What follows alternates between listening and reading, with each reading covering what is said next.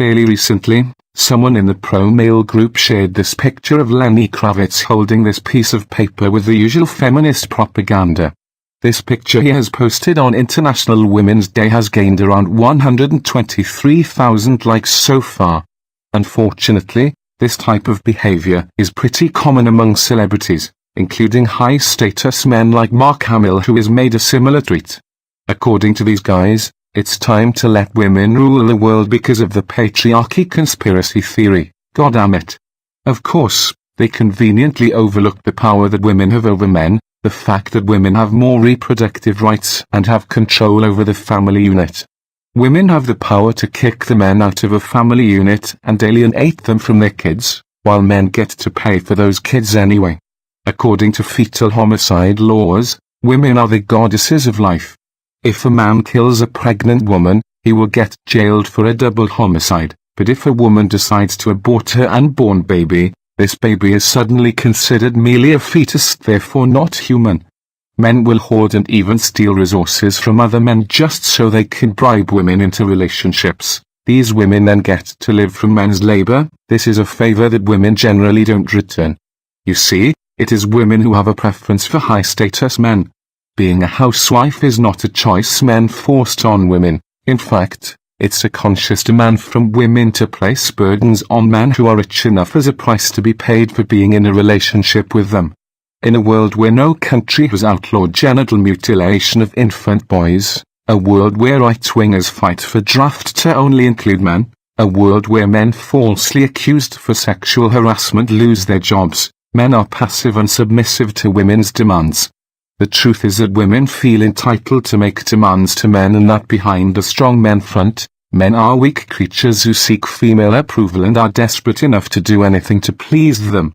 Female sense of self-importance is unwarranted, so they try to justify their lack of contribution with the victim narrative, this idea that men oppress women and that the success of men is built on the oppression of women. Feminism is just female nature politicized, the tool used by women to justify and make new demands. Female entitlement and narcissism runs so deep, that they turn their heads to male hobbies and feel free to dump on them just to show their social dominance. In one such example, Kathleen Kennedy used her position as the president of Lucasfilm to inject her intersectional feminism into Star Wars in order to promote white goddesses as the new protagonists while destroying characters that men loved and followed for decades, and also the legacy of George Lucas. Thanks to this resentful woman, the iconic character of Luke Skywalker, played by Mark Hamill, was turned into failure, a resentful, old and bitter man. Mark, instead of standing up for his character and male fans, clearly decided to go with anti-male flow and suck up to women while tossing other men under the train. One of the very bad habits men possess is to scapegoat other men for their problems and suck up to their female masters. High-status men like Lenny Kravitz and Mark Hamill aren't immune to this sort of anti-male behavior. High-status men who do this hope that they can feed a feminist crocodile with other men, but that they will be spared thanks to their status. Harvey Weinstein tried the same tactic of flirting with feminists, but it didn't work for him. Another pretty damn good example is Leslie Moonves, former chairman and CEO of CBS Corporations. Here's the excerpt from the video uploaded by Midnight Sedge for those who are unfamiliar with this case. On September 9th of 2018, a long and illustrious career ended when Leslie Moonves stepped down from his positions as the chairman and CEO of the CBS Corporation, and not entirely of his own free will. Moonves first joined CBS back in 1995, then as president of CBS Entertainment. Despite his dislike for Star Trek and all related properties, he did exceedingly well in this position and was promoted time and again in the years that followed. When the Me Too movement first gained momentum, Moonves was extremely supportive and described it as a watershed moment during a November 2017 press conference.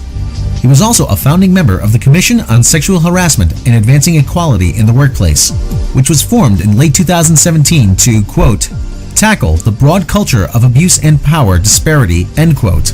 And in January of 2018, CBS released public service announcements concerning how to combat sexual harassment. There were, however, those that thought this might all have been posturing. For decades, there had been rumors about CBS head honcho Les Moonves and his ultimate boss, Viacom chief Sumner Redstone, frequently attending sex parties that would make Caligula blush and for indulging their appetites outside of such dedicated venues as well. The stories about Sumner Redstone and his sexual escapades are published and well known, but Les Moonves avoided similar public scrutiny until the summer of 2018.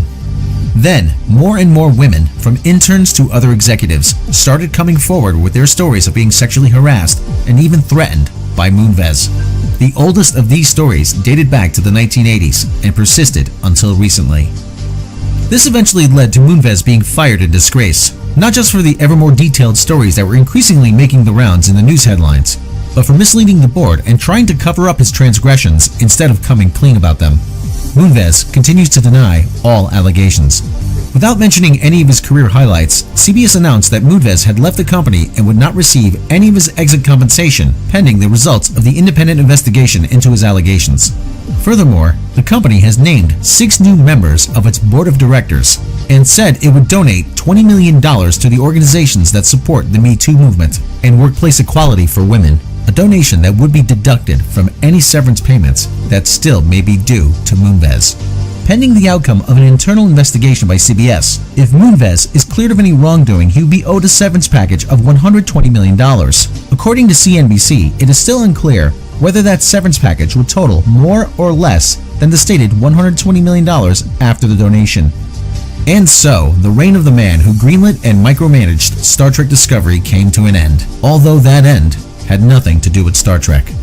That does, however, leave the question, how will the removal of Les Moonves influence Star Trek going forward? Indeed, high-status men do suffer, and one needs to look no further than a recent case of Vic Mignogna, a voice actor with a long and respected career who then lost his job and was kicked out of numerous cons due to unproven accusations of sexual misconduct.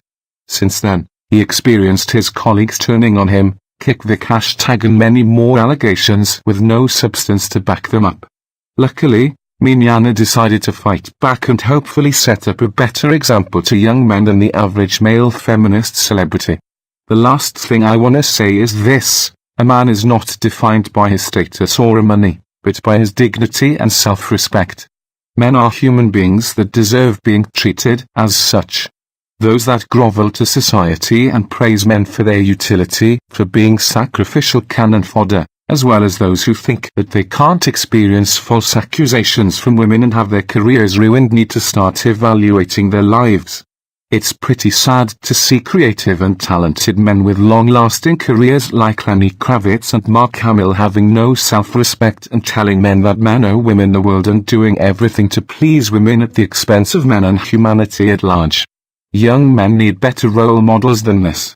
Another thing worth adding is that throughout history queens were more likely to wage wars than kings, and that history remembers violent female rulers and politicians like Margaret Thatcher, who even got celebrated for their violence.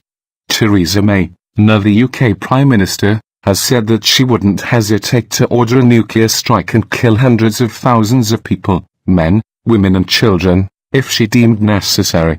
Gentlemen, I think it's time you finally leave the La La Land and join the real world. It might be hard to abandon your delusions, but at least less people will suffer in the future.